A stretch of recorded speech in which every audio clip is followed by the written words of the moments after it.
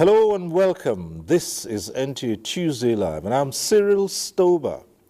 The Tinubu administration is fulfilling part of the promises made during the 2023 presidential campaigns, reducing the burden of masses of Nigerian students from the payment of annual tuition fees.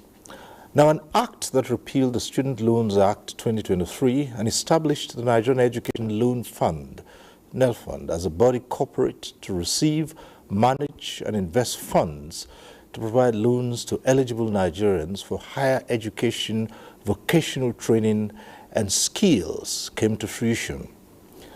Well, there are sufficient guidelines on the process of clearance and approval for qualified candidates to benefit with low interest and stress-free repayment system. Tonight on NTA Tuesday Live, we'll explore terms and conditions as well as the processes of application for accessing NELFund. But before we go into the conversation, let's get to see this report put together by correspondent Olayinka Uju. The Student Loan Initiative is to ensure that non-Nigerian, regardless of background, will be excluded from accessing quality education. One interesting thing is that the loan gives access to funds for education and vocational training through a corporate body. The initiative is expected to build an army of workforce that will increase the country's productive force. There are more than 500 tertiary institutions in Nigeria, and the act of removing family income threshold enables Nigerian students to apply and accept responsibility for repayment of the loan. The loan, which is solely meant for public tertiary institutions, covers the cost of institutional fees. The beneficiaries of the loan are expected to start payments 2 years after their national service. But this is if the beneficiary has a job. For funding, there are a number of contributions expected from government agencies like the Federal Inland Revenue Service, Nigerian Immigration Service, and the Nigerian Customs Service, which will directly remit 1% of their revenue to the fund.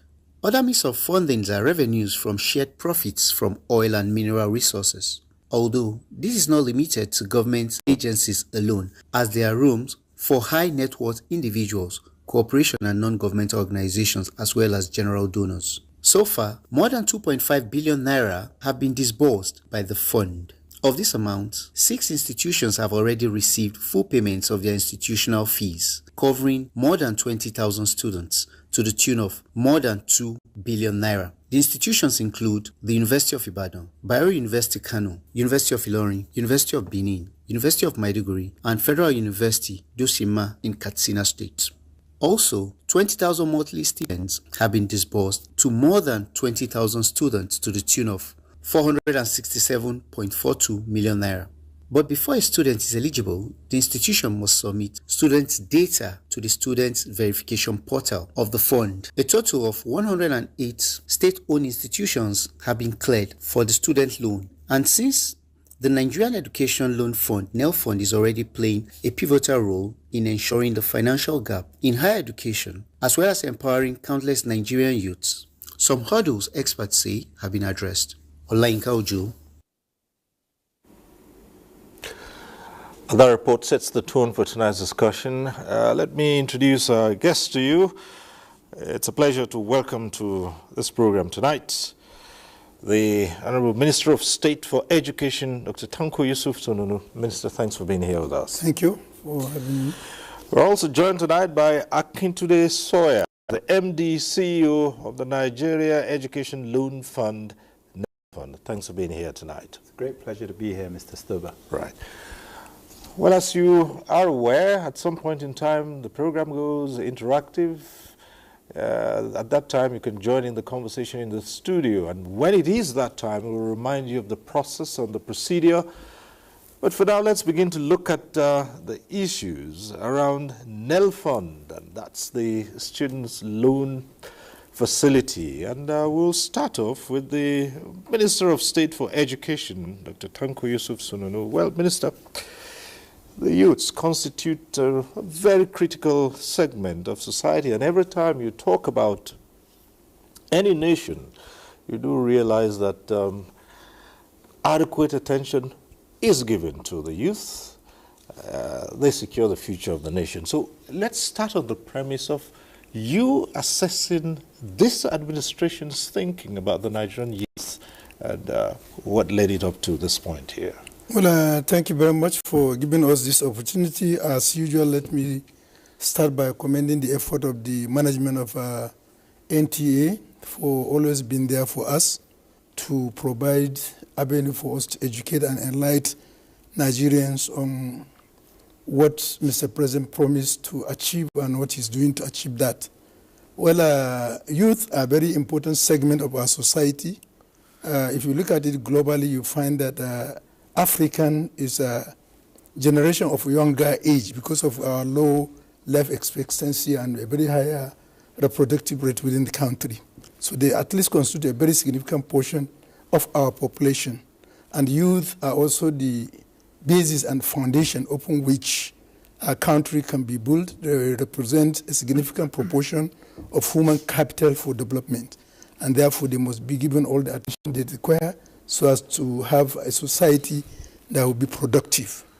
It's in this regard that Mr. President came up with a lot of policies to see how can we re-energize youth, renew the hope of average Nigerian, so that we can have youth, when you relate it to education, to have a society where we have youth who are backed with a qualitative education and with a very strong morality to know what they are doing, and most importantly also to arm them with a skill that will give them an avenue to serve the country, employ themselves, be responsible and employ others, and also to be able to participate in the arena of global competitiveness of finding what to do.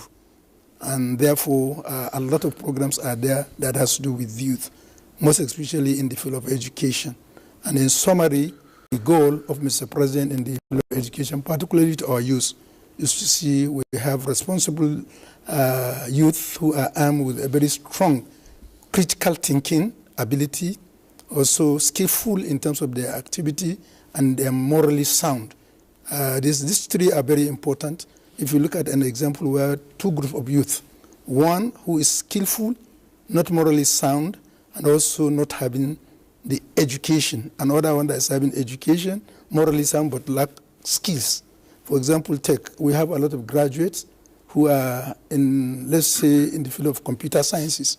Some of them with masters running the street looking for white-collar job because they have the knowledge, they have the morality, but they lack skill to sit down and develop a software or even go into hardware repairs that can assist them and also make them to contribute significantly to development of our country.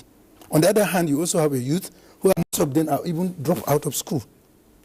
They lack morality because of the upbringing and their addiction.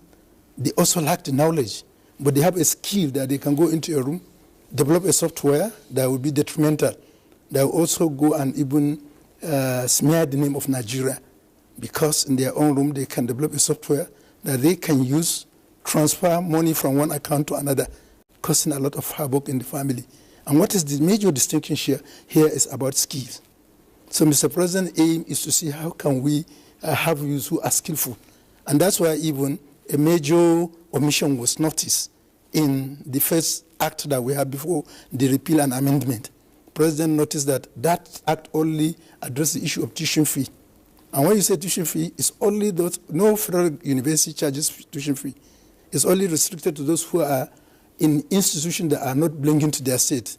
So that will become so restrictive to only 5% of the total students we have, and therefore the cry for the repeal and amendment that open up, in addition to making access to tertiary education, it also comes with a major component of skill, so that the two can now be combined, and the institution on their own, by their mandate, they are also expected to infuse morality on the average student that is there. So it is a whole lot of provision for our youth so that we can be responsible. All right, so we've combined all three now, and hopefully the scope has been expanded and widened to accommodate all three aspects that you spoke about in this NELFund. Yes. Well, let's come to the CEO of NELFund itself, and I suppose the best way to start off is for you to put NEL fund in its proper context so everyone can understand. They just say a student's loan scheme, all everyone would just think about is, okay, I access a loan, I pay my fees. But it's much more than that, isn't it?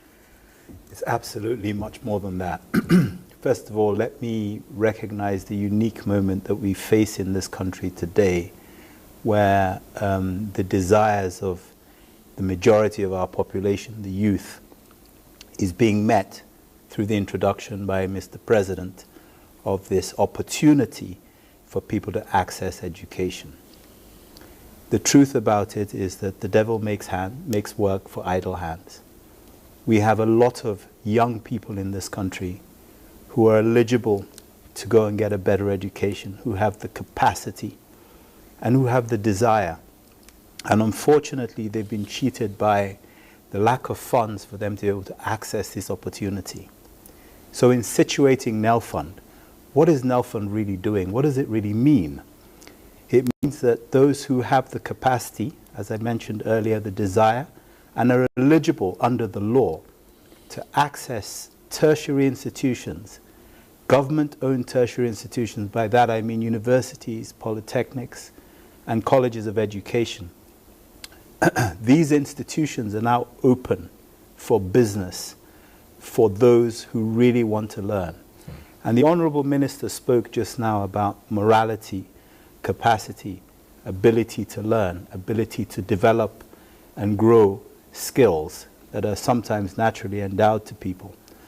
The opportunity is here, it's now, and what NEL Fund is here to do is to say, look, if the only thing that stands between a Nigerian youth and the opportunity to learn or acquire skills or education is money, then hey, we're going to take it off the table, because actually that should not be what prevents people from being able to develop themselves and grow in their own careers. I think the other side of this that I think is important is the fact and the reality that if we educate our young people, two things happen.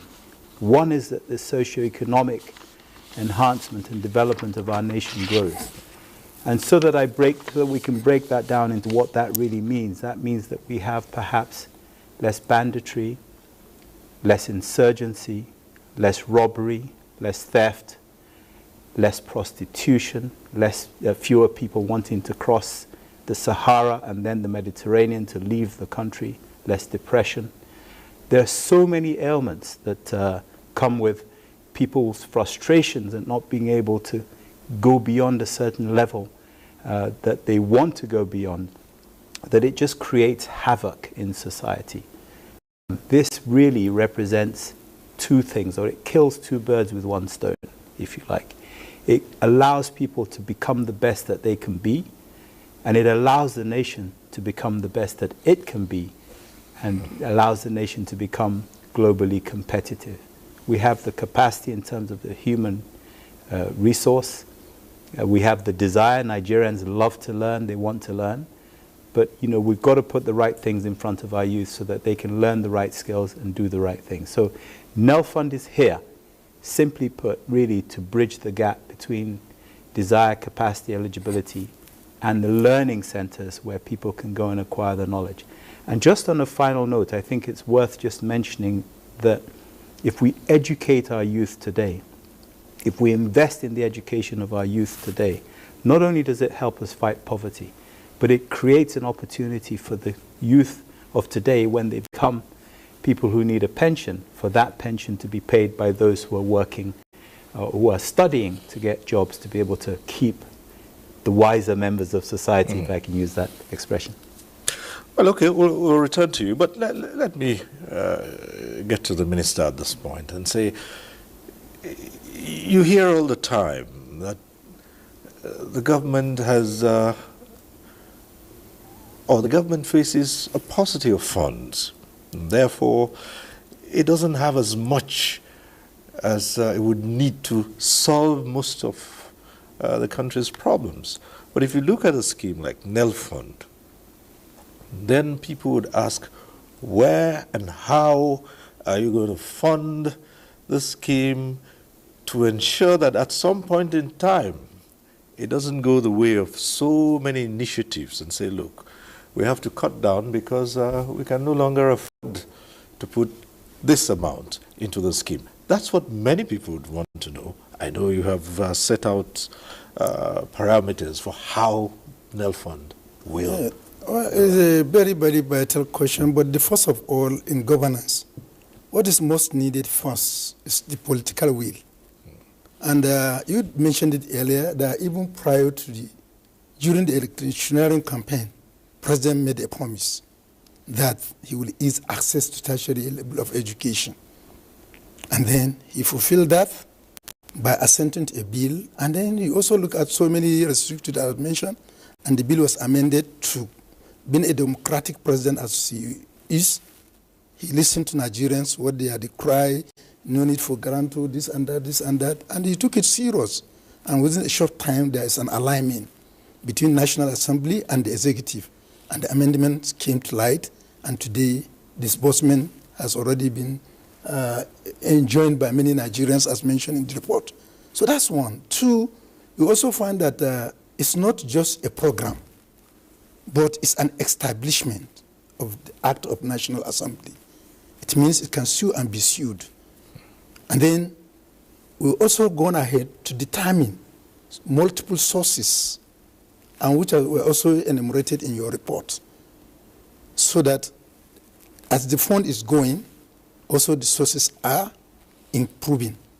Even before then, there is also an appropriation from the National Assembly to allow it to enable to go. And there is also a grant from the President initially of 50 billion so that it can also take off.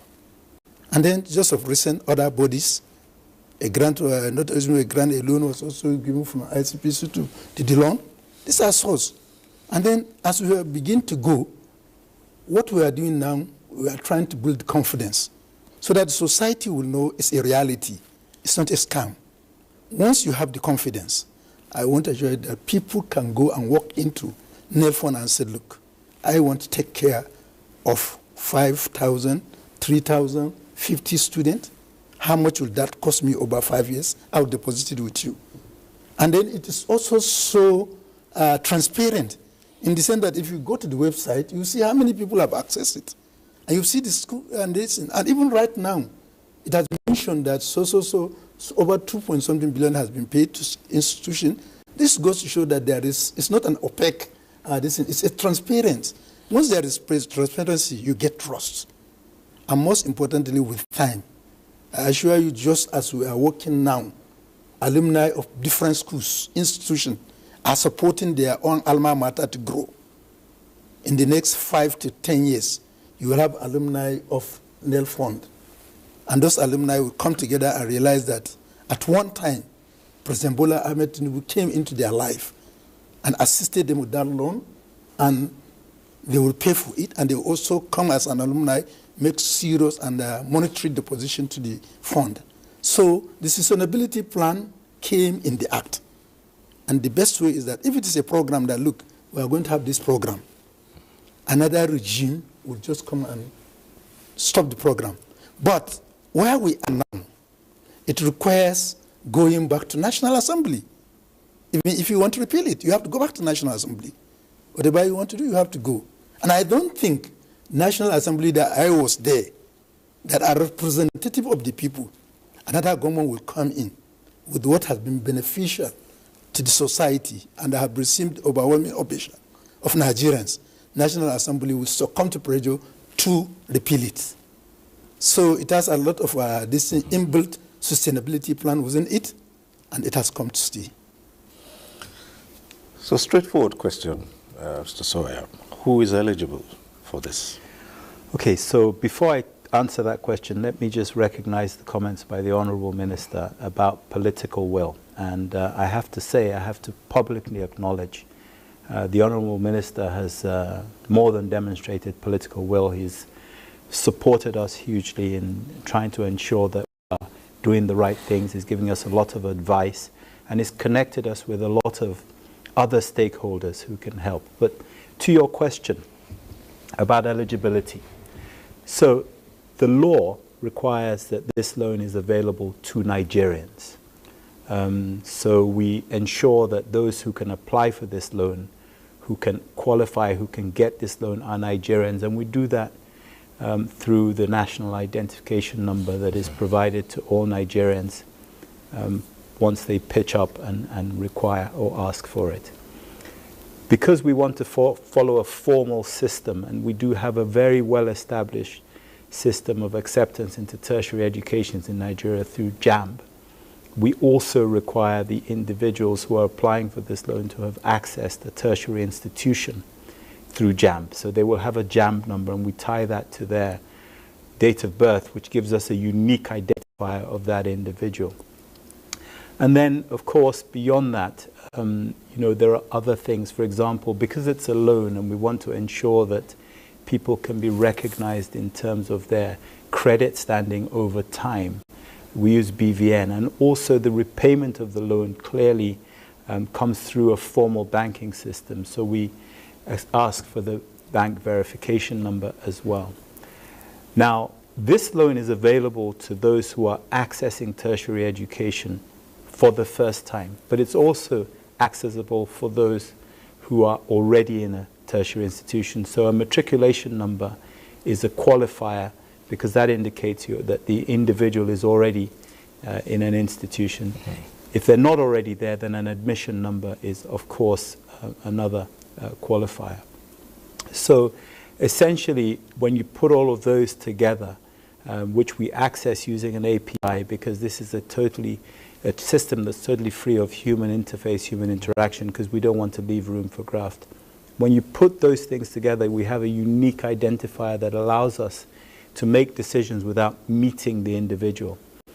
Those are basically the eligibility criteria for those who want to access this loan and be able to make an application. The BVN, of course, also allows us to make some determination and judgment as to their financial means because we have visibility on bank accounts. Over time, you'll find that one of the things that this scheme will do is it'll begin to give people some sort of credit scoring, which will allow them to be able to access other opportunities that this administration is creating in terms of providing credit. But that's the basic eligibility. I think the other thing I should say is that the way the system is set up is that the individual who's applying for the loan comes in and provides the information I just described.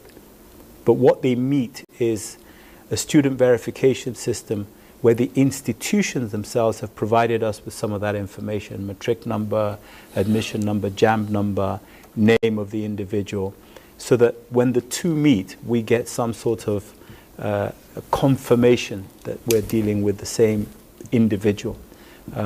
But that's, in a nutshell, the eligibility criteria and the verification criteria. Is this process, this eligibility, is it without prejudice to the financial standing of the students or their guardians or parents? Well, so first of all, this is a loan that's entered into by adults, usually sort of from the age of 18 up. There should be no prejudice. So whether one's parent is a multi-billionaire, a good person, a bad person in society, it's unaffected by the track record and the behavior of one's parents. And we think that's the fair thing to do. In terms of their financial eligibility, I think, again, at 18, most people don't have a credit history. Not just in Nigeria, across the world, they don't have a credit history. So there is a general assumption that, those who apply need the funds. So we don't credit check per se to any great degree. Did you have another? Well, almost. Okay, all right.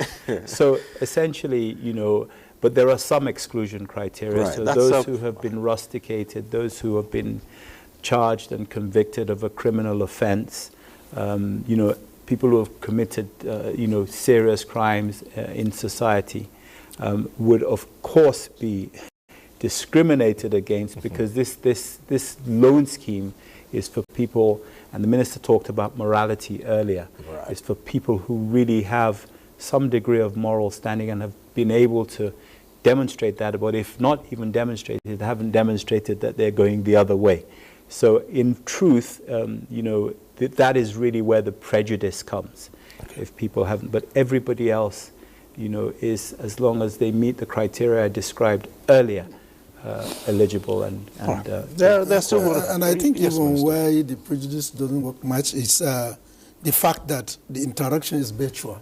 Yeah. So nobody sees you and see your face, say, oh, you are not smiling, you are disqualified, you belong to that partisan political party, all this.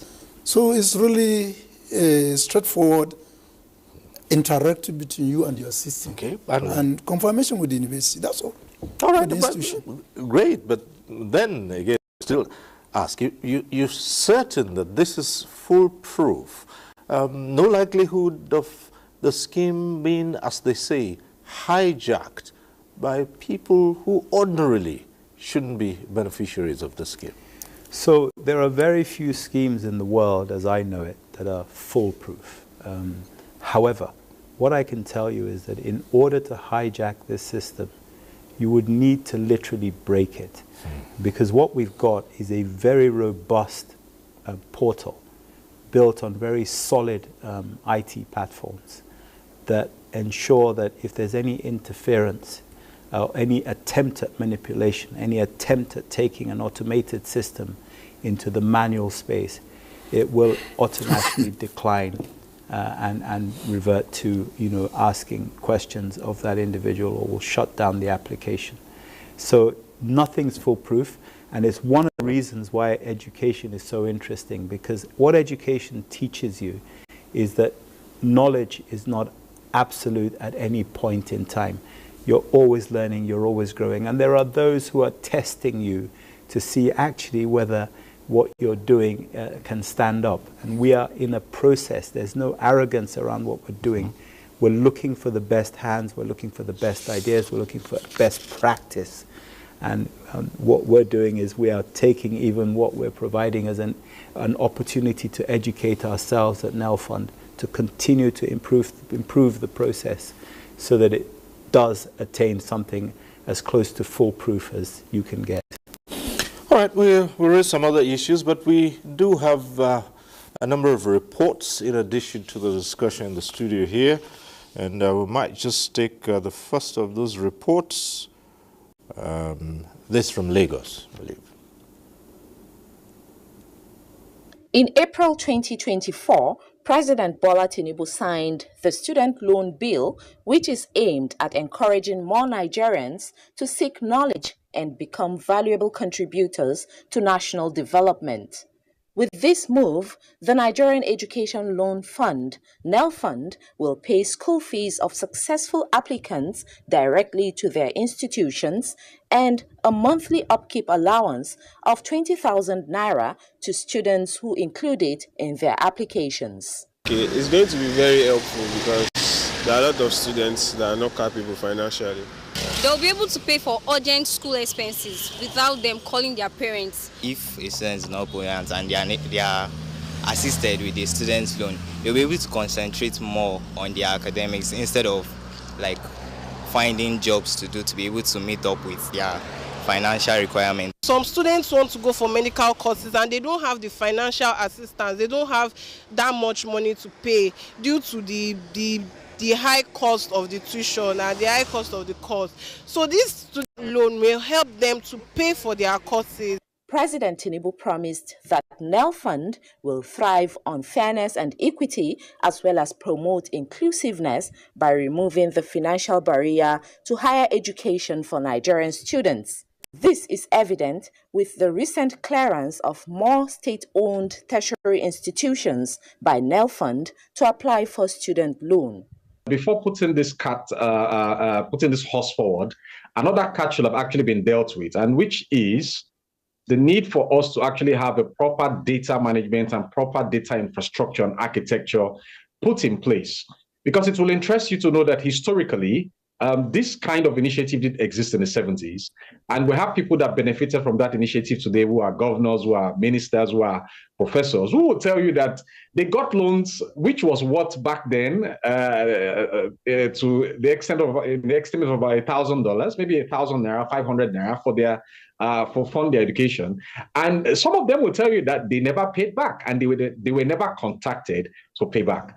As much as the government is spreading its tentacles, as much as the government is enlarging its basket to accommodate more, the government should be wary of the fact that some people want to take advantage of that. They should try as much as possible to ensure that there is that serious blockade of rooms for whoever that want to take advantage of it. For continuity of the program, experts say NELFund must ensure that all beneficiaries repay their loans. In Lagos, Hinginu, John Adams. All right, from Lagos, we go on to our next report, which is from Enugu. With about 3 higher institutions in Enugu State so far listed among institutions whose students are qualified to apply for the loan, and more aspiring to get on board, students and key players see the student loan scheme as revolutionary. Our students at University of Nigeria and some other universities are yet to benefit. But to give an honest judgment, it's a very welcome project. It will go a long way to help our students. I thank President Bola Tinubu and his team for that laudable project. Scholars opine that providing financial aid to indigent students through education loans facilitates increased educated workforce, which leads to enhanced economic growth, productivity, and competitiveness in the global market. Policy planners, they advise, must strike a balance between providing financial support to students and addressing challenges associated with student loans, such as borrowers' inability to pay back due to unemployment, ill health, or death. This, they say, is to ensure sustainability. If the system to sustainability is on ground, no, sure. Fantastic one. After graduation, is there a scheme where the government will prove them so that they can be able to harness money and be able to pay?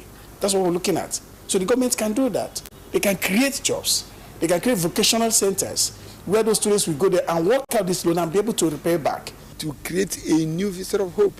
So many people are impoverished from very poor families. It's going to be very, very beneficial. Planned in phases, the scheme, which recently onboarded more institutions, is open to Nigerian students whose institutions have uploaded their student data on the dashboard. Requirements for application include JAMB admission letter, national identification number, bank verification number, and completed applications from the NELFund website. In Enugu, Susan Eze. All right, and back here in the studio, well, I do understand that we've been joined now by Senior Special Assistant to the President on Students' Engagement, Honorable Sunday Ashifon. He joins us via Zoom. Thanks for being with us tonight. Good evening, sir. Right. I want to assume that you have been listening in since we started the program, and you may just, by way of your opening comments, give us your own perspective on NELFund and the effort of this administration to respond to the needs of Nigerian students accessing higher education without the great hassle of having to pay so much and not being able to afford it. Thank you so much, Ada. I also want to thank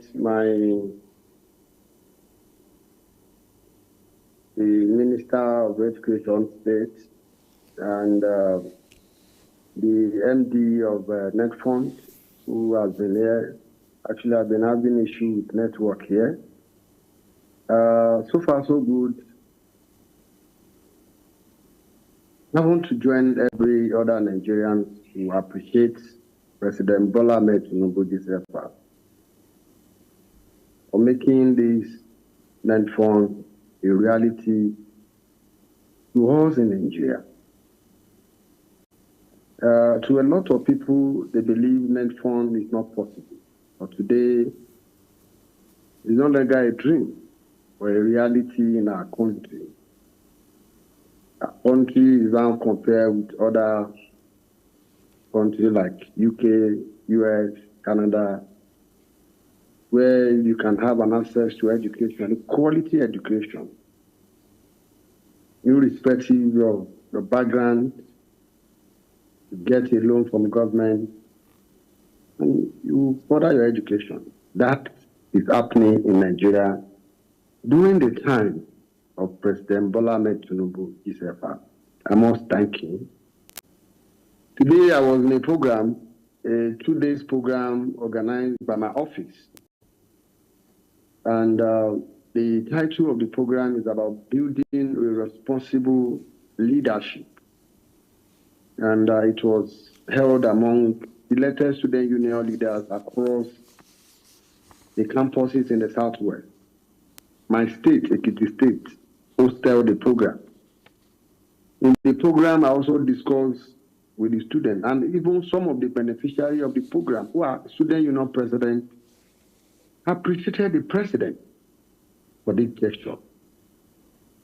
And so far so good, a lot of students have been coming out appreciating the president for this gesture.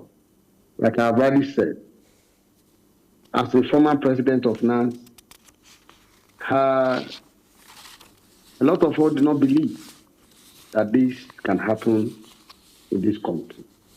But indeed, it's a Renew Hope agenda, it's a Renew Hope-led administration by President Bola Ahmed Tinubu.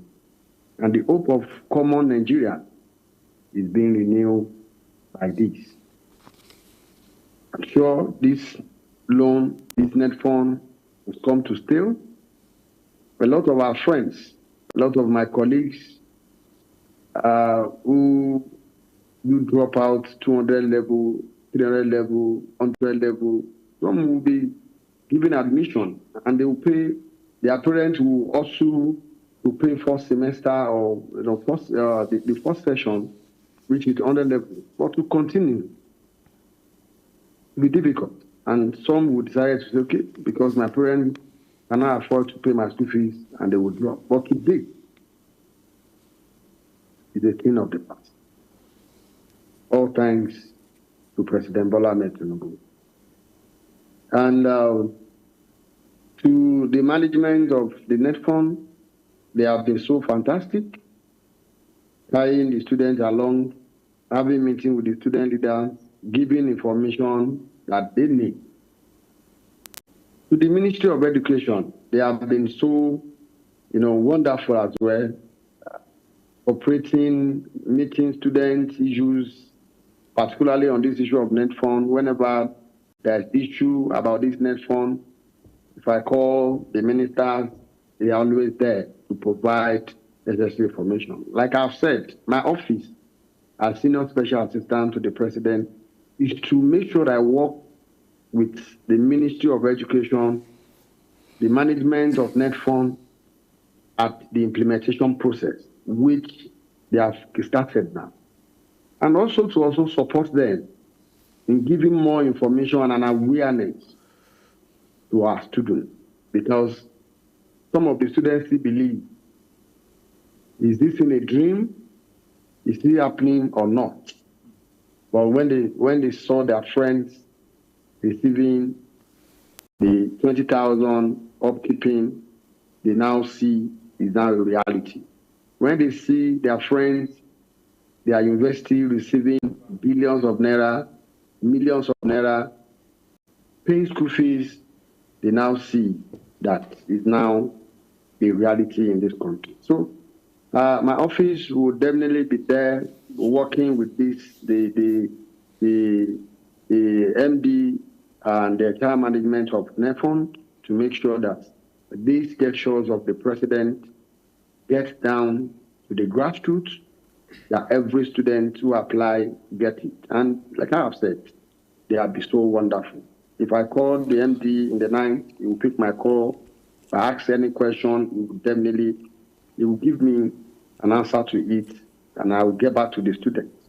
And likewise, if I call the Minister of Education in the night, he will definitely also pick my call and give me every necessary answer to my question. So far so good.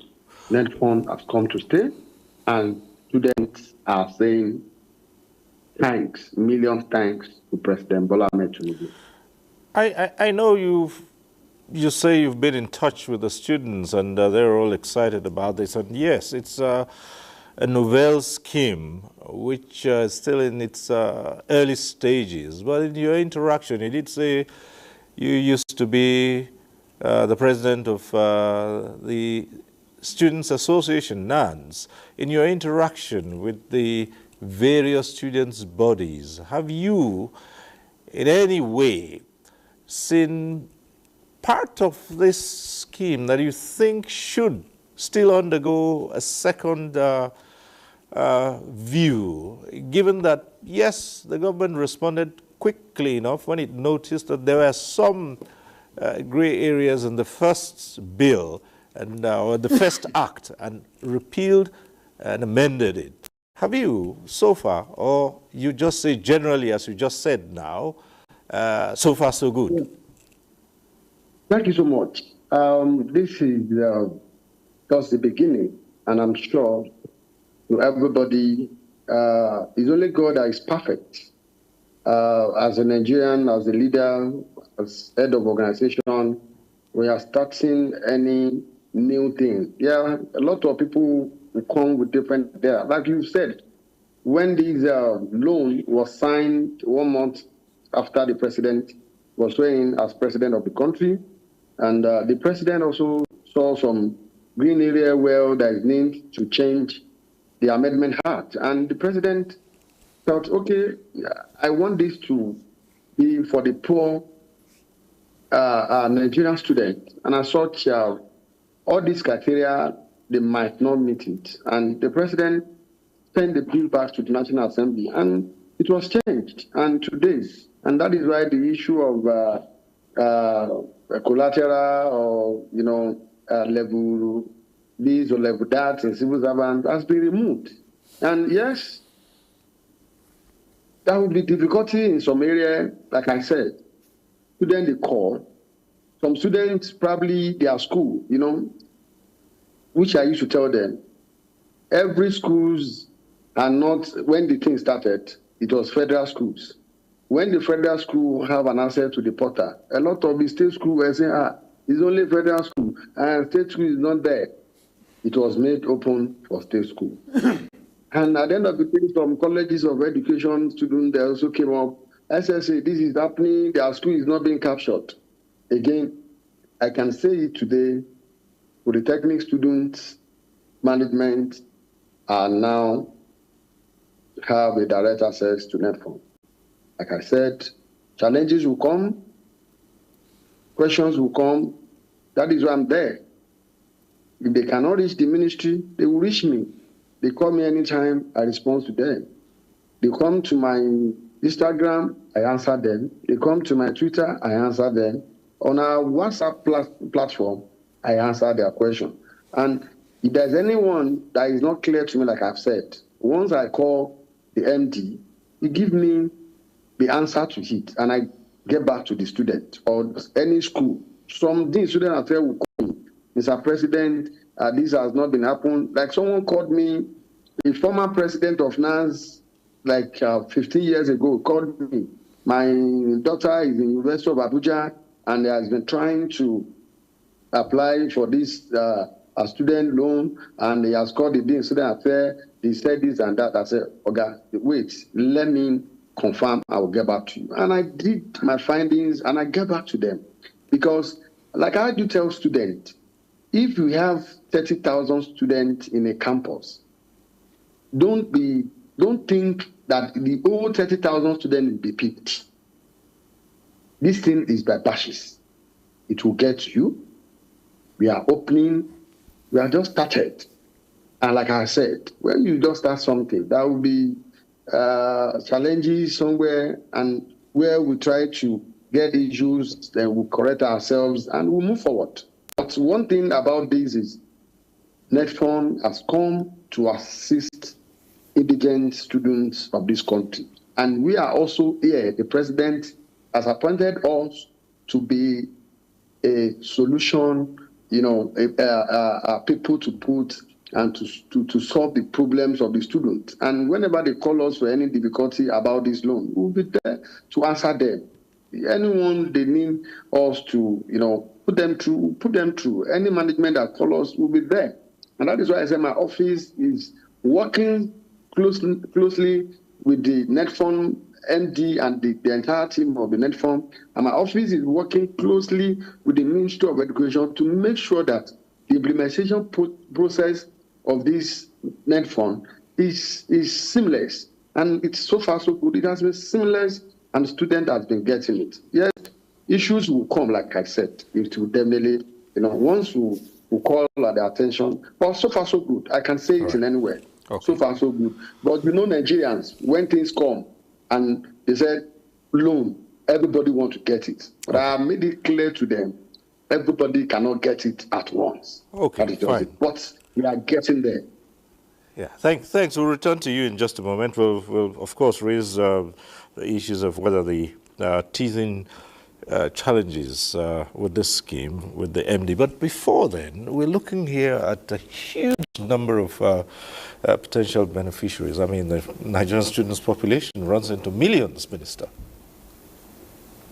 Yeah. Well, that's not something to worry about because I said earlier that even in your report you have mentioned the sources. That's a major component.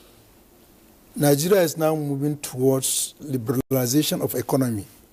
And one major issue that is taking much attention right now is solid minerals. And solid minerals is a major component of the tax fund. There is a major component of funding the NELFund. As it is today, Nigeria is leading of recent in most African countries in terms of utilizing resources of lithium within the country with so many investors coming. So if you look at it, while I agree that we have huge population, but the sources is very important that it can be able to be sustainable. And then most important, I told you, is this transparency. Once it is transparent, we have a lot of individual philanthropists. Let's say, for example, as soon as I always give advice to the MD, and I advise him, approach the members of the National Assembly. As a member of House of Rep, I had a scholarship for female students. I have scholarship for all the postgraduate students from my constituency.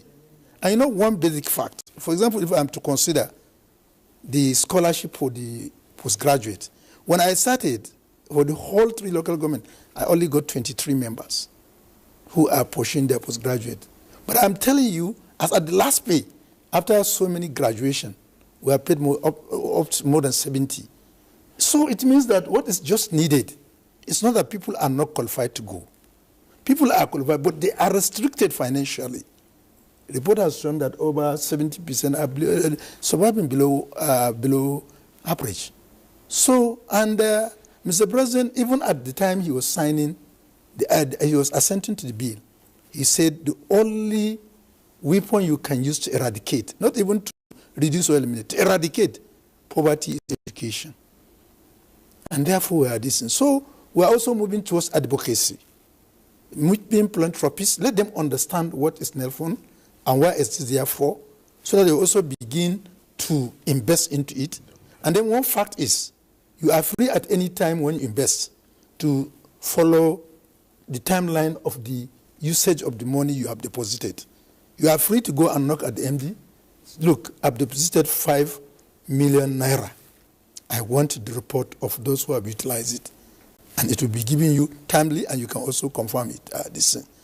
But I think right now what we are even dealing is, when you look at the statistics, you find that a lot of educational disadvantaged states are seriously lagging behind. Areas that also have highest poverty rate are also lagging behind. And there are those people that are also subsidized. So we have to come up with a program. And therefore I started that. Going to state. Well, these are the ones you would ordinarily expect would be applying more for this. But they're also lagging behind. So if you had seen the statistics, you'd be shocked. What do you think would be the reason for this? You see, First of all, people usually doubt government this thing. For example, I'm still citing the female scholarship I introduced. The first year that I was going to give, I gave 8 weeks for everybody to come forward with necessary data. But that was, very few responded. So it was on the day after I finished my budget and do everything, on the day of the award, more than 4 times the number that applied came in. And I said, no, this is not this thing. It's based on plan. So next year, come forward this thing. And immediately, next year, before I even do, I don't call him, oh, when is this coming? When is this coming? So see that lukewarm attitude to whatever is coming at initial pace, and also doubtful that is this going to be a reality? Should I just waste my time, input data, and I'm not sure of getting it? Absolutely. So what do? We have to put head ministry and the management of NELFON through the ND. He has started visiting states, advocating, bringing all the stakeholders in a town hall meeting. He was in one of the states. All the tertiary institutions, administrators, and that's were there. Student union government were there. The stakeholders in terms of the traditional rulers, ulama and what have you, Christian and many society and groups were there. And that it was a wonderful experience. So many doubts were clarified, questions read and answered. And the report I got from him, few days, less than 24 hours when he came back, go and see the number from that seat. It has gone up. So we have to continue to build that trust. And now with the reality that they have seen university receiving money, they have seen their colleagues also receiving their sustenance allowance. So it has motivated them. And one important of this that we have forgot to add, this as time, in the next 2-3 years, universities in Nigeria can be able to plan based on what they are expecting from their fund. And the time will go when you say the university will stop sending this notice that when you didn't write this, you will not write exams. And the fear that I may not write my exam among students that is currently affecting the performance will go, and our results will begin to appreciate, and services utilization of funds will also improve, so that more money is to the university, apart from their distance, at a bulk. When people are paying, sometimes it can take almost 7 to 8 weeks, people are distant. But now you are getting your money in bulk. And that will give you a proper planning. So number, yes, is there, but also that is why the scope of the sources of funding were also expanded, so as to cover the population. Well, MD, everyone wants to get on it and get a loan, and you're inundated by all those who have realized that this is accessible, it's real, and people would raise questions, why am I not getting? Why aren't I eligible for it? So far, what are the issues that have been raised by those attempting to access these loans? Okay, thank you very much.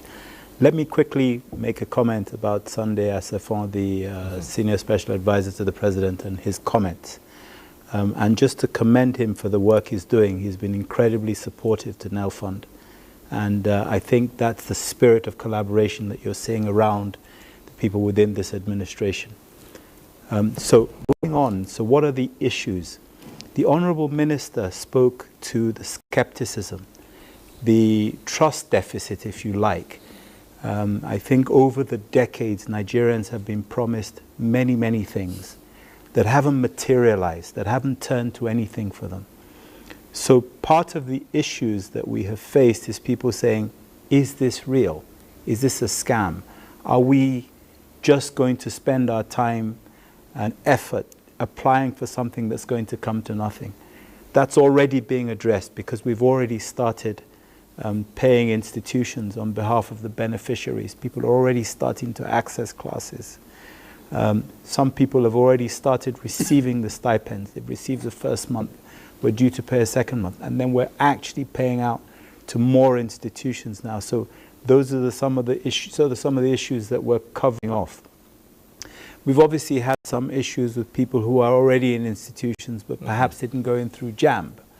That's problematic because JAMB is the standard, and we can't bend that. So That's another issue. But I believe that as people begin to understand that, education has to be standardized, and access to education, when you take money off the table, can't be compromised in any other way. We must maintain standards, otherwise it becomes a free-for-all. So we take money off the table, so they've got access, funding is not an issue, but the rest of it, just explaining to people that actually these are the rules. You have to have NIN, you have to have JAM, you have to have BVN. If you don't have those things, then go and regularize that. We've had a few issues with people wanting to take loans for postgraduate studies. Nothing against that, but we do believe that we want to give people who are on the first rung of the ladder the best chances or the best opportunity to access education. We'll get to some of these later, and I think the SSA was saying earlier that we're doing this in phases and in batches, and when it hasn't reached you, the question is, where's mine? Why hasn't it reached me? But we have to roll this out in a systematic and methodical way so that it can be sustainable, so that it can be long-lasting, and it doesn't just sort of fall over. Of course, with any system that's technology-based and where you're dependent on data from other sources, whether it's from the institution or from one of the other verification platforms that we have to go to, if they're down for any reason, and IT platforms can go down, it causes delays in what we're doing because we have to do that verification. If the institutions haven't uploaded the data either completely or accurately, it can cause delays in some of these issues. All right. What this translates to for the person trying to apply is frustration, because they don't always see or understand what's going on behind the scenes. So we spend a lot of time just taking calls, receiving complaints, receiving concerns, and we take time and trouble, not to say, hey, look, why are you complaining? Everybody else is getting it. We don't do that. We try to explain to people because we must reduce the frustration level of people, because when people get frustrated, they get angry and then they lose hope. And for the renewed hope agenda, we must follow through on that. So these are some of the issues. But overall, we haven't come across issues that we can't solve. But we must abide by the rules and the standards that we have set. We won't bend them. Because we have to standardize as far as access to education is concerned. But what we won't do is discriminate because someone doesn't have money. In fact, the opposite. That's what we're here to do, to provide the funding so that people have access to classes. All right, at this point, we'll take a short break. When we return, there'll be more on the students' loan business, if you like. But more importantly, the phone lines will be open, and it means you can join in the conversation in the studio. So stay with us. We'll be back after a moment.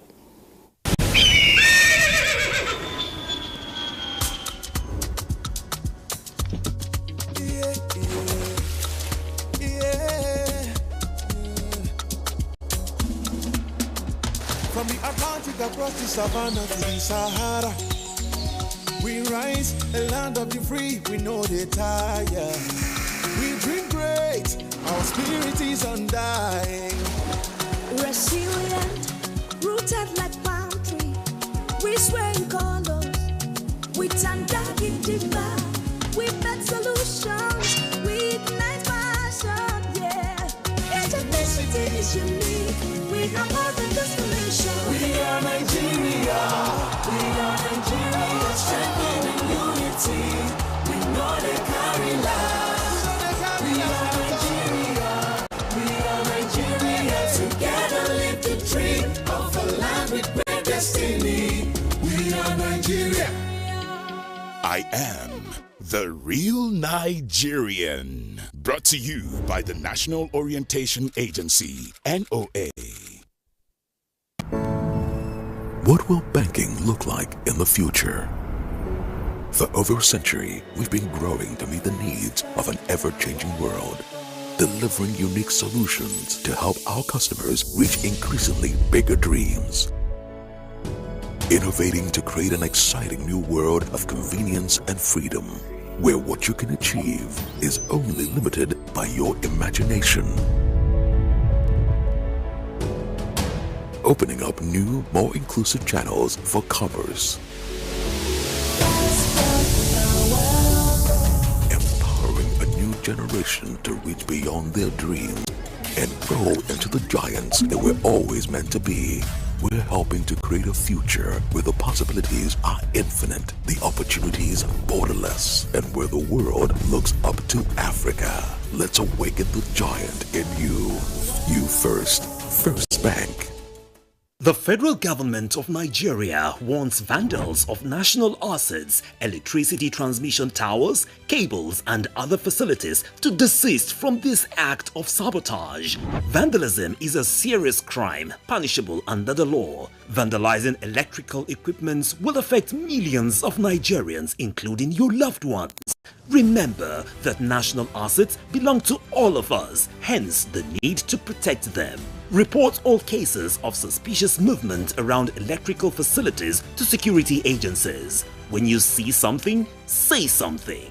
This message is from the Federal Ministry of Information and National Orientation in collaboration with the National Counter-Terrorism Center, NCTC, Office of the National Security Advisor.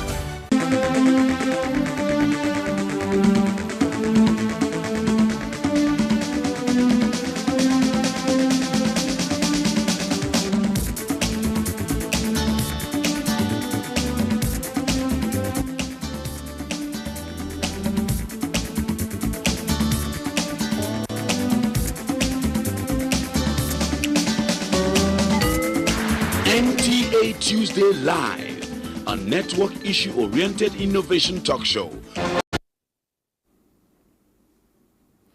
Right. Thanks for staying with us. Tonight it's all about NELFund and the Students' Loan Facility. Well, this segment is where we open the phone lines. The numbers would be on your screens. We advise you take advantage of them and call in. And we say this every Tuesday. If you're calling in tonight and your call gets through to the studio, do us a favor, turn down the volume of your TV set. That's the way to avoid the hurlback or the echo. And we always encourage you to go straight to the point, keep it short and simple so others can also get on the platform. And we ask you not to bother too much about the greetings, just a simple hello would do. So keep those calls coming through. We'll start off with another in our reports. And this one is from Ilorin. The 3rd of April 2024, by President Bola Tinubu, the Nigerian Education Loan Fund, NELFund, is charged with the responsibility of providing financial support to qualified students who applied for the loan.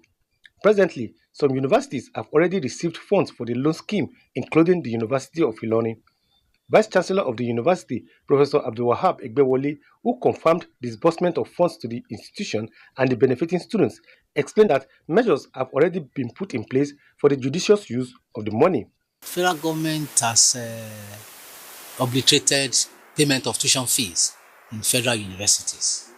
So tuition is not part of it. Of course, it's supposed to be to replace the normal school charges for utility, internet, electricity, water, accommodation, and all the rest. So naturally, if the university is running, we will have to use it for the purpose for which it was meant.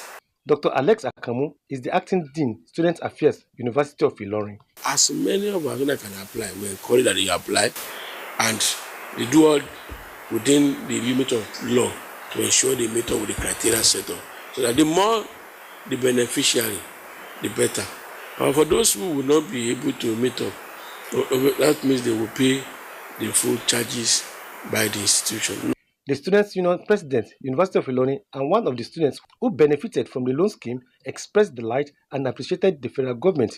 I'm strived to see University of Ilorin being a beneficiary of this federal government loan scheme, and I must say that it's actually a step further in making education accessible to our students and making the educational ambition and educational goal of most students achievable. The upkeep is actually for the next 12 months, and the school fee for the next section, I believe that it has been paid directly to the school's account. So it means that I'm actually not concerned about my school fee in the next session because I know that it's covered. And my upkeep for the few months, it will really do a lot. It's all thanks to our President Tinubu. Really appreciate her. Olabisi Adeboye, an automobile repairer, a parent to one of the student beneficiaries, could not thank the federal government enough admitting that the loan scheme is a great relief for him. I was happy when my son told me about the government loan. It helps parents like me because we don't have to do everything on our own anymore. The government is helping us, and I'm so grateful for that. The loan by Nelfund to students will be repaid at a low interest rate and at the convenience of the students after graduation through their bank verification number. In Ilorin, Sholawa. Right, we're back in the studio now with the Minister of State for Education and the MDC of Nelfund. Minister, just this question. The loan facility, does this put paid to scholarship schemes by the government? Is it replacing scholarships? No, it doesn't replace the scholarship by the government. These are two different entities. This is a loan. Scholarship is a grant. And since the inception, we have never had so much in terms of scholarship like what we have in 2024 and what we are going to have in 2025. And subsequently, because of the promise of President Bola Ahmed Tinubu to increase funding in education. For instance, we have to also prioritize, we need a very qualitative and higher human resource of education. So as a core mandate of the ministry, teaching is a major component of the ministry. And we've also realized over time of recent that there is paucity or decline in enrollment rate, in education and education-related courses. So when we came to the issue of the scholarship at the level of the ministry, we prioritize giving scholarship to those who are pursuing education and education-related courses. For example, you can put it in a ratio of 4:1. For every 4 students who study NCE, PhD in education, or B.Ed, for every 4, we have one who study other disciplines, because we have to prioritize. If you don't have right manpower you needed in your level of discipline, we cannot add this. So it doesn't say that the scholarship is not. And then even if you look at the scholarship, there are two various components. Those who are in bilateral education, they are going outside the country, that we give them sustainability allowance, and then those who are studying locally. For locally, it's just like the same pattern. You apply online, and then we screen your documents, and then once you are this, you get notice that you are successful in terms of your application, and then you get credited. So it doesn't. Well, speaking of priority areas, looking at your manpower needs and perhaps areas where you need to intervene and probably get results more quickly than other sides, what causes you think, or would you say, this loan facility would target more? So that's a really good question, and I think one of the things that we need to be very conscious of is that there are certain courses that are relevant to our society, if you like, to where we are in Nigeria today and where we want to go, and other courses that perhaps are not so relevant in this country. What we are not doing is discriminating at this stage. People have already embarked on a course of study. They've already gained admission for a particular course. Our primary function is to reduce or remove the gap that stands between them and them being able to access those courses. But there's something really interesting that sits within that question that I think will begin to shape how this all plays out in the end. If I give you some money to go and buy, for example, a car, you may well purchase the first car that you come across because it's a gift. If you're taking a loan, you're more likely to be more circumspect about the cars that you want to look at. You want to understand that the car works properly. You maybe want to understand its second-hand value in case you have to sell it someday. You want to understand its reliability. If you put that across into education, if you're going to take a loan to study a course, you're probably going to be thinking more carefully about your earning potential. how quickly you might get a job, how it could affect your life going forward. So you'll begin to see people migrate perhaps towards courses that are more profitable for them. And actually, if the courses are more profitable for them, it's very likely that those courses, as long as they're remaining within the shores of Nigeria, will be more profitable for Nigeria as a nation. This is very much still a developing country. We need a lot of skills, non-academic skills. Of course, we need the academic skills and prowess as well. But we need the non-academic skills. We need people who can do things with their hands, who are creative. So, you'll begin to see people gravitating also towards institutions that provide them with the best possible opportunity to progress, to be recognized, to get jobs. So in the long run, what you will create is competition between courses and competition between institutions. We know the best institutions in the world. Why are they the best? Because they offer the best opportunity for people who attend those institutions. We've seen institutions that close down. Why? Because people are no longer applying to go to those institutions. This is invariably going to, or inevitably going to, drive up the standard of education across institutions as they compete for those checks that we're giving them. Okay, we'll return to that, but we have a first caller on the line tonight. There's Umar, who is calling in from Birnin Kebbi. Umar, go ahead.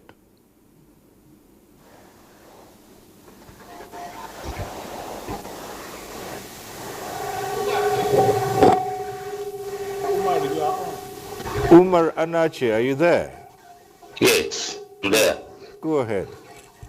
Yes, thank you, man. It's Omar, calling from Birnin. You see, this is a gesture that needs to be appreciated. I seriously appreciate Mr. President for this kind of stuff.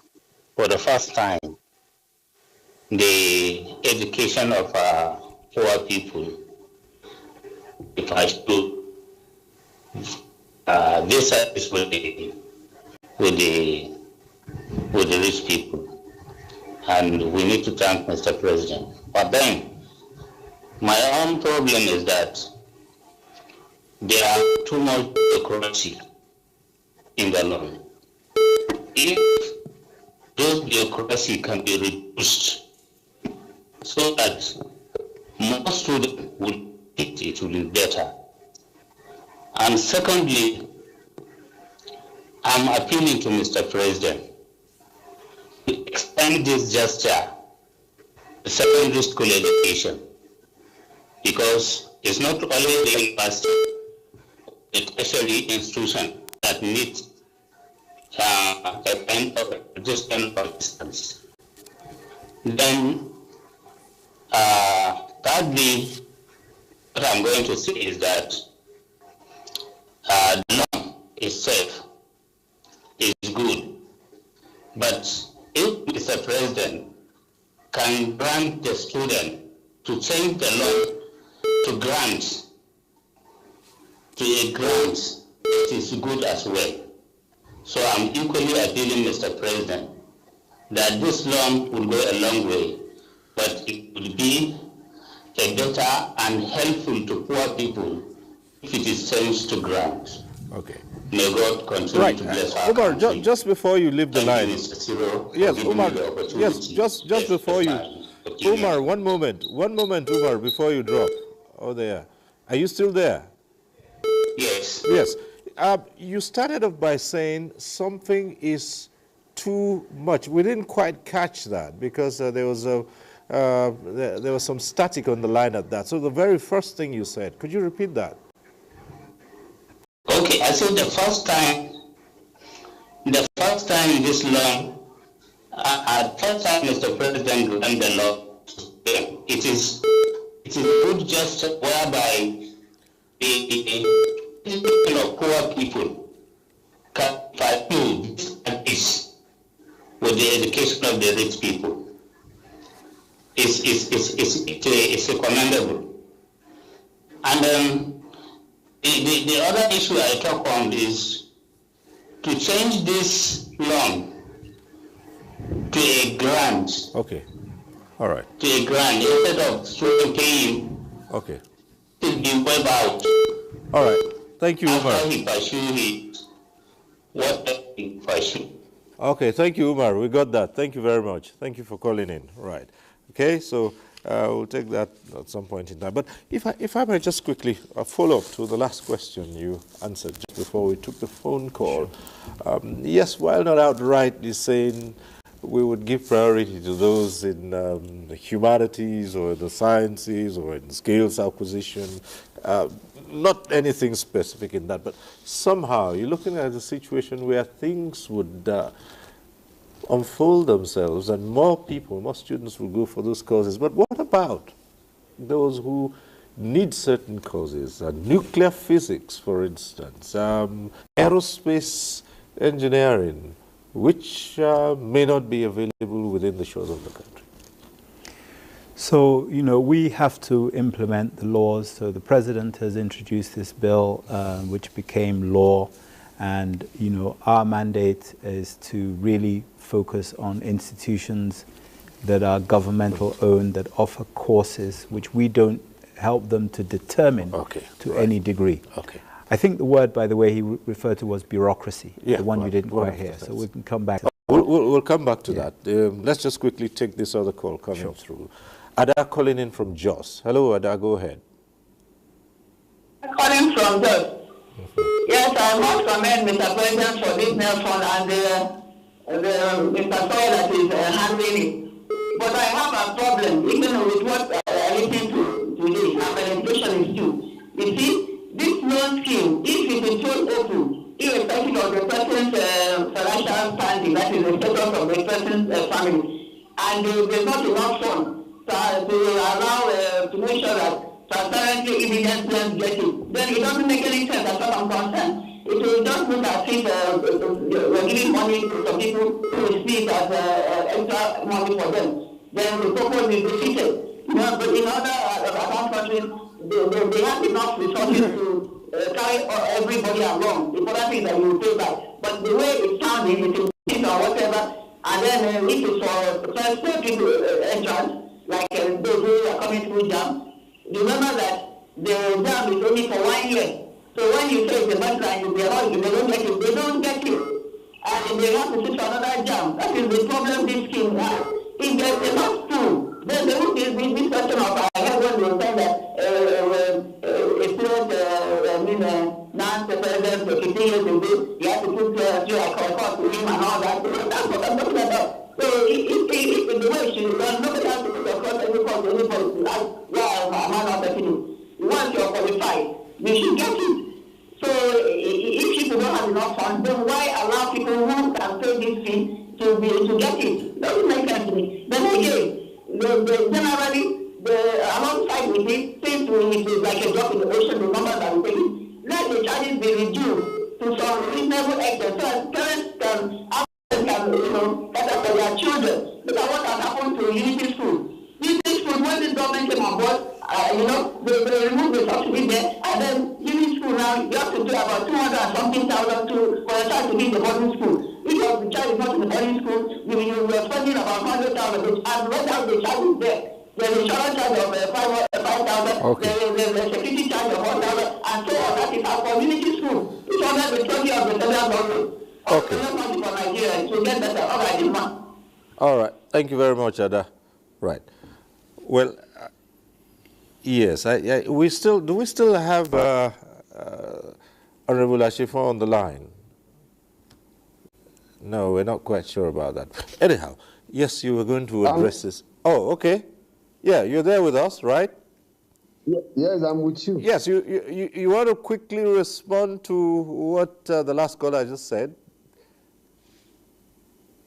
Anyway, the call was cracking. I could not hear it very well. All right.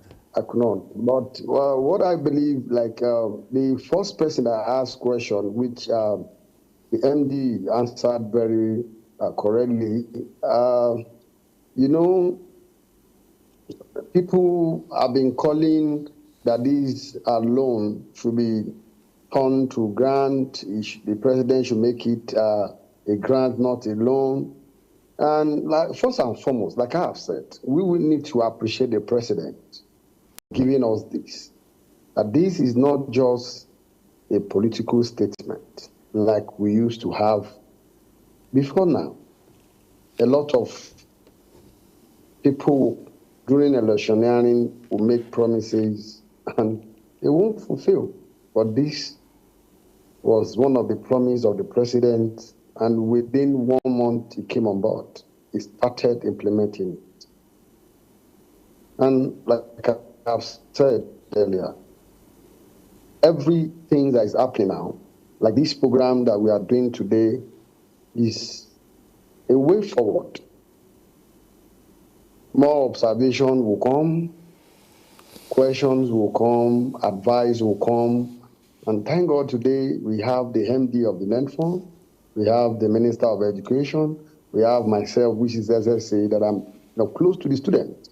I'm sure after this show today, a lot of people will still come to my DM, they'll still ask more questions, and that we're there to answer them.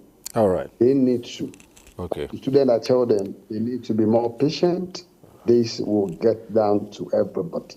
All right. It's a new dawn country, and as such, the president is there to make sure every indigent student in this country have an access to quality education that they are looking for outside. All right. Thank you very much. There won't be any reason for an indigent student to leave this country and go outside to go to school. Okay. Thank you. We have another call coming through from Azari Ahmed calling in. Hello. Hello. Yes, go ahead, please. Hello, good evening, sir. Good evening. Hello? Yes, go ahead, Ahmed. Yeah, I'm Ahmed from Azari, about health sciences. Firstly, I want to start by commending Mr. President for his great initiative of the Nigerian Educational Loan Fund. My question goes like this.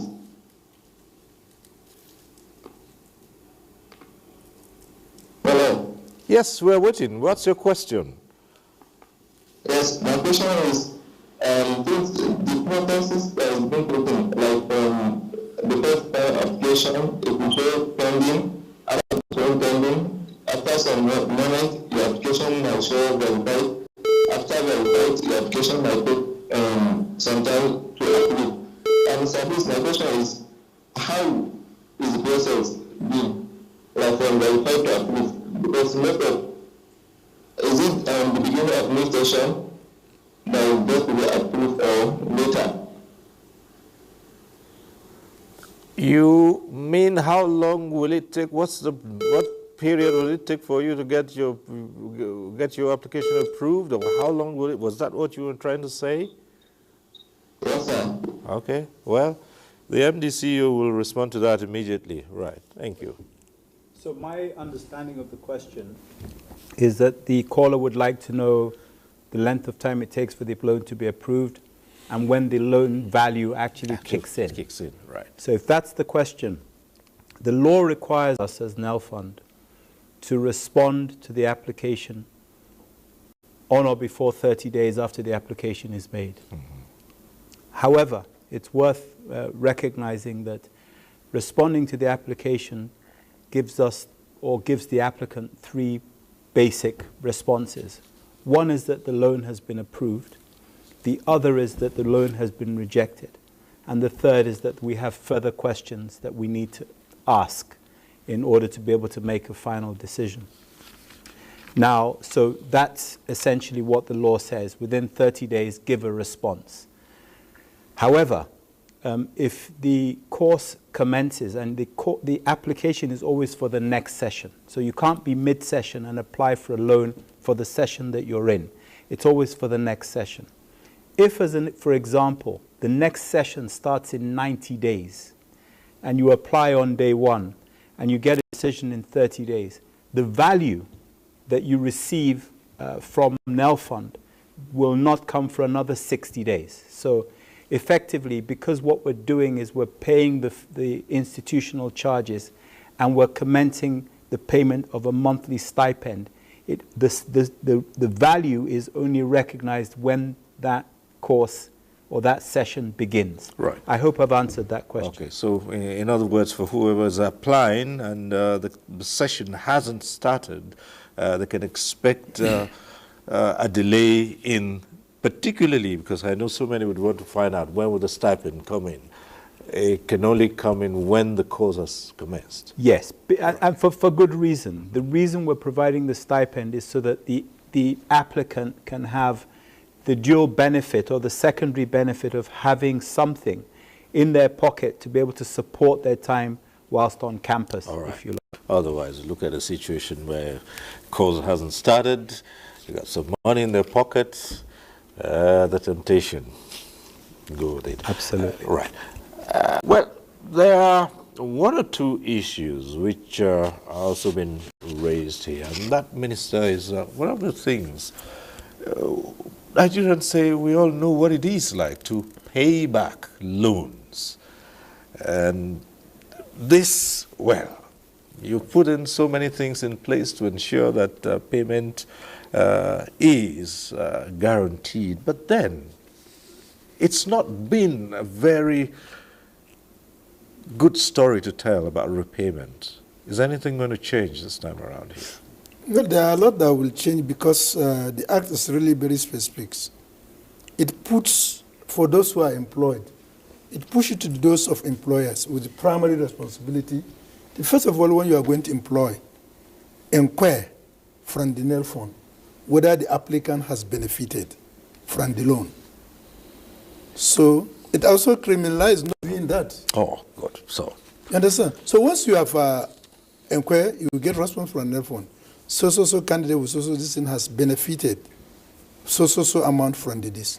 All right. So therefore, at the time you are going to commence payment with salary, it's mandated that you have to always pay back NEL fund 10% of his salary. All right. Until they have concluded. All right. We'll return to that as an extension to that. But let's take this call coming from Kaduna. Imran calling in from Kaduna. Hello. Oh, good evening. Yes, good evening. Go ahead. Yeah, Papa Cyril, I want to make an observation. Hello? Yes, go ahead. Okay, there is this adage in Hausa that says,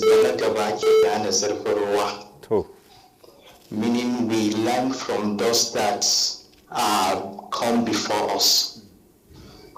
So in America, this is a skill that has been going on for long, but it has becoming a problem for the government and the student.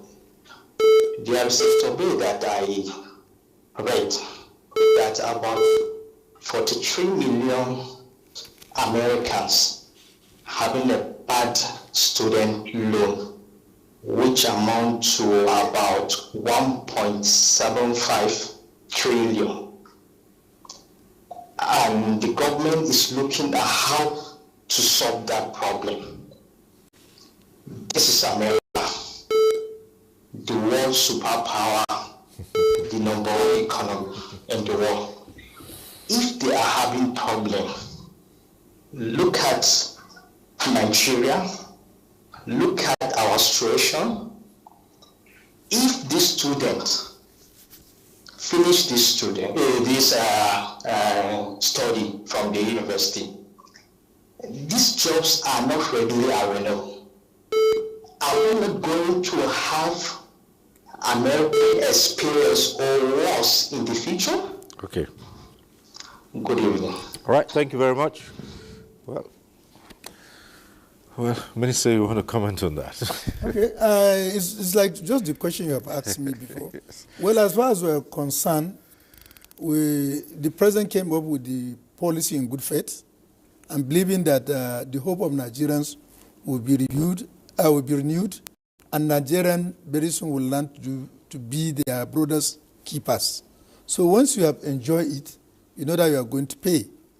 And then, as I said, one thing with this, in order to safeguard the payment, it pushed the responsibility to those who are employed, the primary responsibility back to employer. that you have to be up to the tax in terms of paying it. Where you defaulted and you refuse to do that, or you connive with the candidate to subvert that, it's also criminalize your actions. Okay. And it's also jailable offense. Well, MD, let's expand that a little bit. And he's not employed by anyone, self-employed, but it doesn't disclose that already earning. So how do you keep track of who has started earning an income? Sure. Just before I go to that, I want to comment on the call from Kaduna, which again I find interesting, and it's great, and I like the Hausa adage that he talked about. But I think the question I would probably want to throw back is that in as much as this has become a problem for America, he did say at the end that America is a superpower. Mm-hmm. And I think part of the question we need to ask is how did they become a superpower? Education played a big role in that.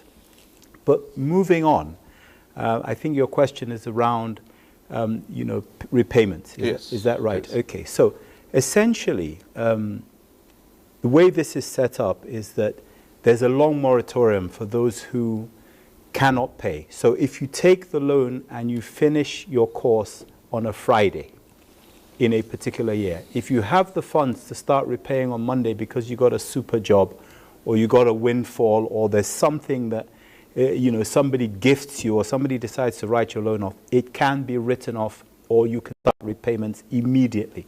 In fact, you can begin to repay the loan while you're in the institution with the loan, if you have a part-time job or somebody wants to seed some money into it for you. However, the absolute obligation is for you to begin to report on your status, your employability or your employment status 2 years after you've completed National Youth Service Corps. So that's a reporting requirement to the NEL Fund. The repayment requirement to the NEL Fund is when you get a job beyond the 2 years after NYSC. So if you don't have a job, if in the unfortunate situation where a person doesn't have a job 2, 3, 4, 5 years, they don't have to repay. So this is not a chain around anyone's neck. Right, but people would ask, how do you ensure that they actually do not have a job or they don't have an income? So again, this is important because we also are obliged to to get repayments for these loans. And it's the right thing to do because of the people coming through the system who want the loan.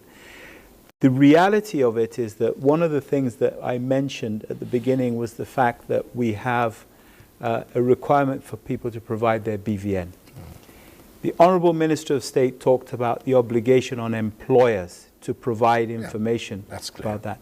Now, if you're self-employed, we expect that people will be working for a company that they've created or founded and also therefore are in the tax net or are recognized because they have a tax identification number. They're reporting either into the tax authorities or there's funding coming into their accounts.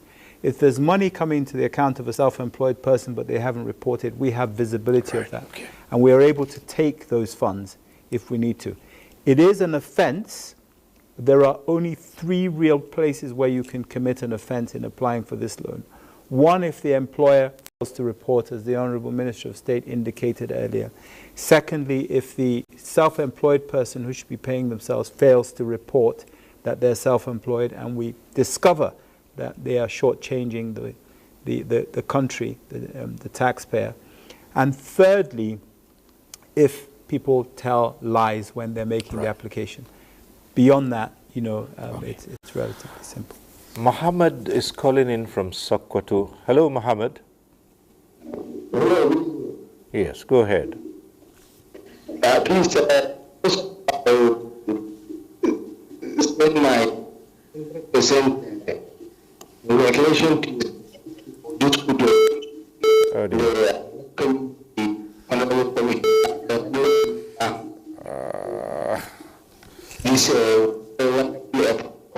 oh dear, Mohammed, I'm afraid the line isn't clear. Still some static on the line. Would you like to call back or is it cleaned up? Let's hear you if you can. Right. Unfortunately, that call wasn't clear enough, and we've lost the call. We might want to consider taking Mohammed if he can call back and it gets through. Otherwise, we'll come back to the studio here and look at one or two other issues. 2 years after service, it's expected that they can die. However, if they are able to secure employment or some income up to 5 years, then they will not have to pay back. And yeah, they don't have to. It's not that it's written off. Right. Okay. So it's just that you only pay when you're earning an income.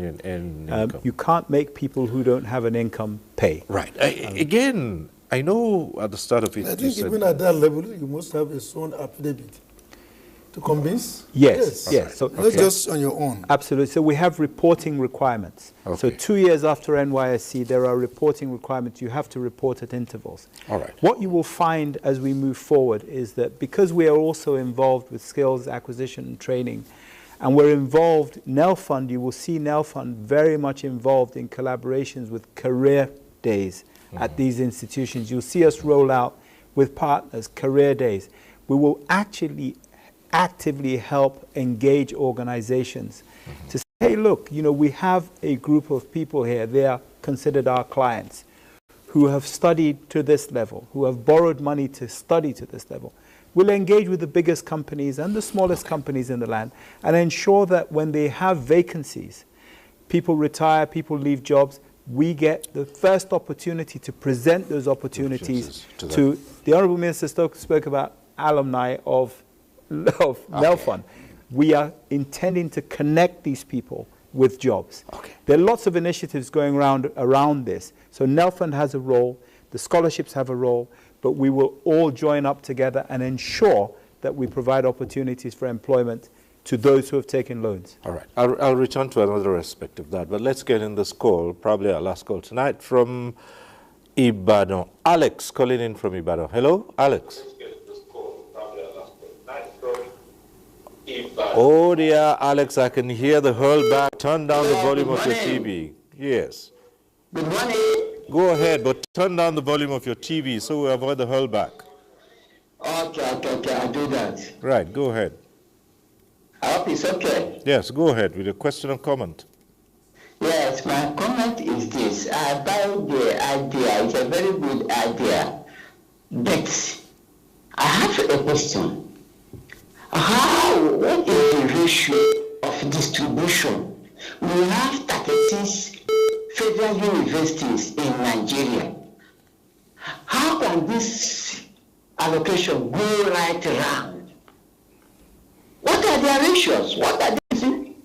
For instance, if you release like 10 million, can that 10 million be able to go around with the 36 million within the first quarter? All right. It's not giving education fund loan, maybe to a particular university, 1 or 2 universities, then you will claim. But can it go around? Okay, straightforward question. Distribution. Okay. That is where I am concerned. Thank you. Please, I want Akitebe to respond to this issue. Yes. Thank you. Thank you. Straightforward. Thank you very much. A very straightforward question.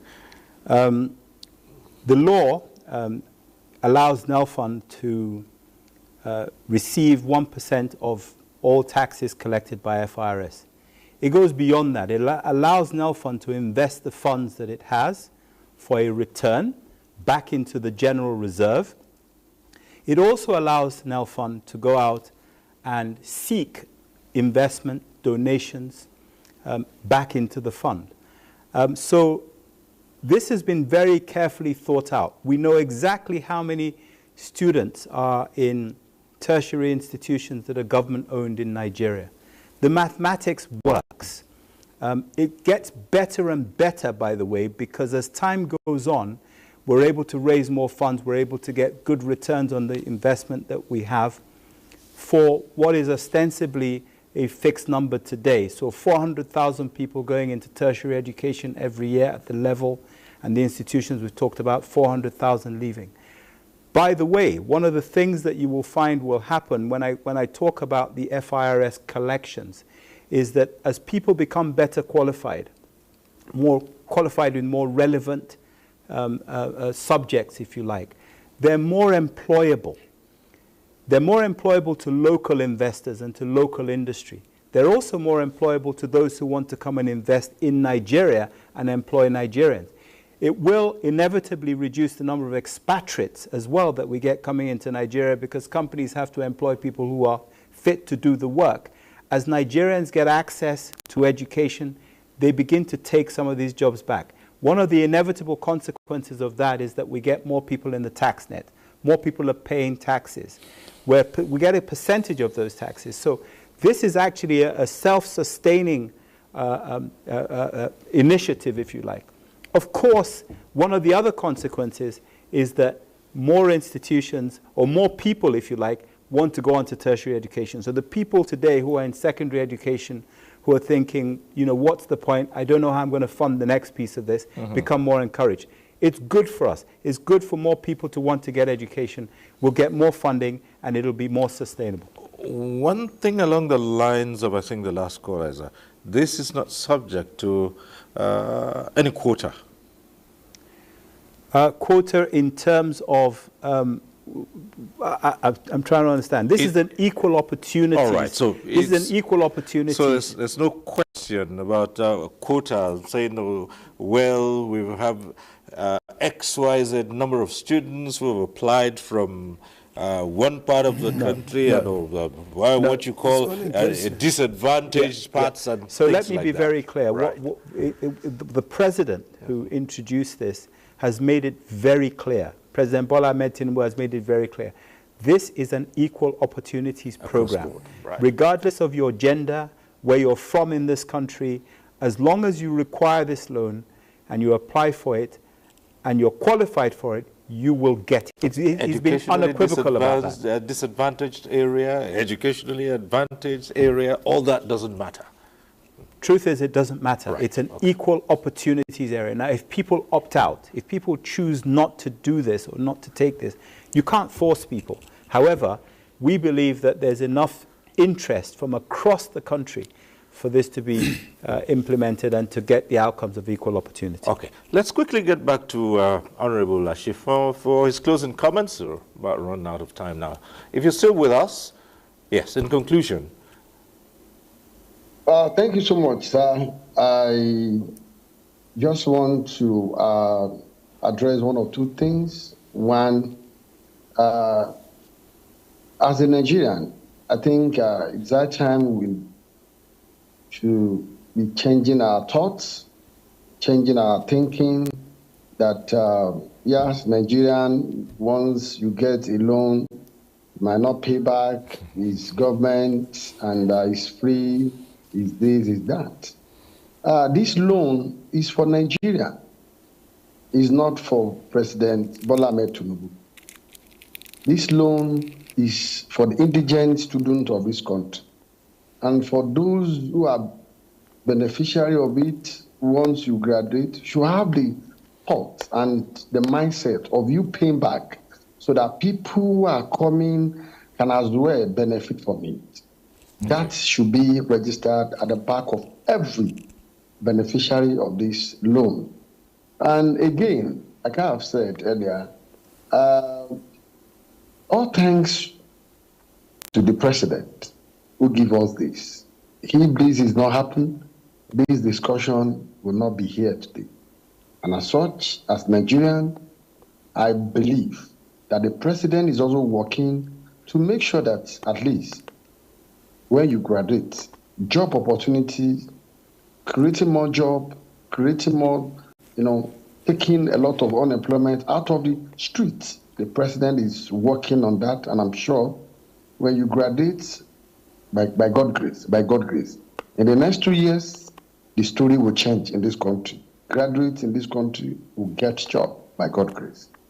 We just need more support for the president. He has a lot for us, particularly in the education sector, for Nigerians. Thank you so much. All right, thank you very much. We'd like to thank you so much, Honorable Lashifon, Senior Special Assistant to the President on Student Engagement. Thank you so much for being on this conversation. Thank you. Thank you. Thank you so much. All right. Well, sorry, just one quick issue. I know you spoke about it earlier, and it has to do with the repayment or employment after employment. But you do have underemployment. Sometimes someone gains an employment and they're not earning what they should be earning. The repayment of this loan, would there be any consideration given to one who doesn't earn as much as, I mean, if you, for instance, bill to pay back every month 10,000 naira, I mean, just a random figure, but you're earning what's far below what you could take out 10,000 from. Would any consideration be given to that? That you really want to start paying back, but you need a smaller percentage to remit? Sure. So the payback is a percentage of income.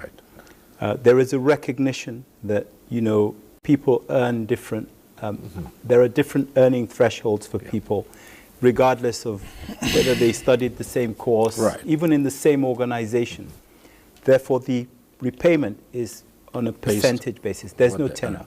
You don't have to pay this loan back within 5, 6, 7, 10 years. Fantastic. There is one thing I want to add to this, and it's to do with repayment. I received a letter today from a gentleman who had studied on a student loan in this country in 1978, I believe he said. And he had borrowed for his education 400 naira for the session. And over 3 sessions, he had borrowed 1,200 naira. He's become well-to-do, but he wrote to me today to say, I borrowed this money. He was commending the president for this initiative. And he said, I borrowed this money in 1978, I think, or 77. I can't remember now. I got the letter today.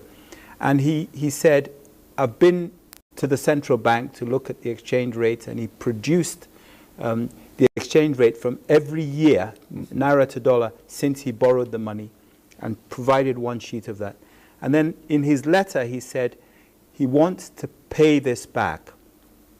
He wants to pay this loan back because it's helped him immensely. And he provided a bank draft, a manager's check, for 3.1 million naira. That would be the value of what he borrowed at that I didn't do the calculation, but basically that's how he worked it out. Right. But I think, we should give our people credit. People speak about Nigerians as if they don't want to pay back. If you do well, you pay back. And he specified that he wants these funds to go to helping others. Right. Okay, others who need this loan.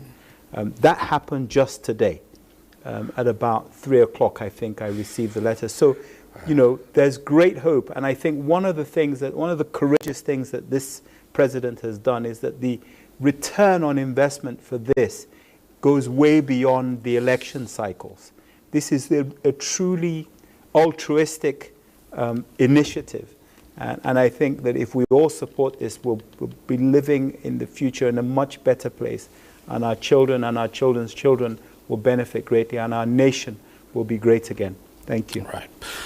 Well, just to mention that social media platforms have been abuzz with so many questions. But there is a particular question that's recurring on the platforms, and perhaps that doesn't have to do directly with the students' loan facility, but it's something that would want the Minister to comment on before we round off tonight. And this is coming from Victor Penn. Sent it there. It says, what is the status of graduates from Benin and Togo that are yet to serve under the NYSC scheme? There are so many questions similar to this. This is a very, very important topic, and I think it has to be, if possible, for a particular session on it. Just to say that there was a degree miling. We had an undercover journalist who obtained a degree in 6 weeks. Ministry responded by constituting a committee. Committee worked hard, going up to Europe, Middle East, and then Benin and Togo Republic, came up with the recommendations. Recommendation ministry started implementing. Some of even our staff of the ministry of ICPC, and then some were transferred out of the department, and then presentation was made to the FEC, and Federal Executive Council made a statement and granted the approval of all the recommendations. For us, as we know, more than 80% of the students who attended Benin Republic and Togo did not attend institutions that are recognized by the Togo's authority. As such degree are null and void and amount over 53,000 degrees in various fields. And right now the ministry is working based on the directives of the FEC, along with the Office of the Civil Service of the Federation, and then Federal Civil Service Commission, and many other organizations to see how those FEC degrees cannot be allowed to stand. Right. The major implication of this is the basin and the lack of granting Nigeria security in education and frustrating the effort who have genuinely obtained their degrees. Somebody will just go into a business center, design NCE, design diploma, go and secure an admission in a foreign land, come back within 3 months and be enrolled for NYSC, and come and compete with somebody who spent 5 years in the university, 4 years in the university, and because of his advantage position, got employed at the expense of somebody who has had the genuine qualification. The implication is that the country will be overtaken over time by quacks. Right. Let's say, example, you have a quack nurse, a quack medical doctor who has not attended requisite training, or let's say even an information technology expert that is this imposing himself as a simple touch or tap on a button of a system is enough to wipe all the data we have in Nigeria. So can we risk that? So it is a serious threat to education security of Nigeria, and the Federal Executive Council under the leadership of President Bola Ahmed Tinubu did not take it lightly, and all is being done to ensure that those who have those fake degrees are decent. And meanwhile, those who conspire in that are already facing the security organization, because both security agencies were asked to take immediate measures to arrest the situation. All right. I thank you very much, Minister. Well, back to our issue. It's the students' loan facility that we spent NTA Tuesday Live talking about, and hopefully at some point in time we'll ask particularly the MD and CEO to come again and update us on how far with the facilities. It would be a pleasure. At this point, we'd like to thank you, Honorable Minister, thank for you. being here. I appreciate you. And we also thank the MD CEO of Nelfund for being here, and we look forward to engaging you more. The only MD under the Federal Minister of Education. All right. That's the first. Thank you. Okay. And also, I believe your first time on NTA Tuesday Live. It is my first time, but hopefully it won't be the last. It's our first time.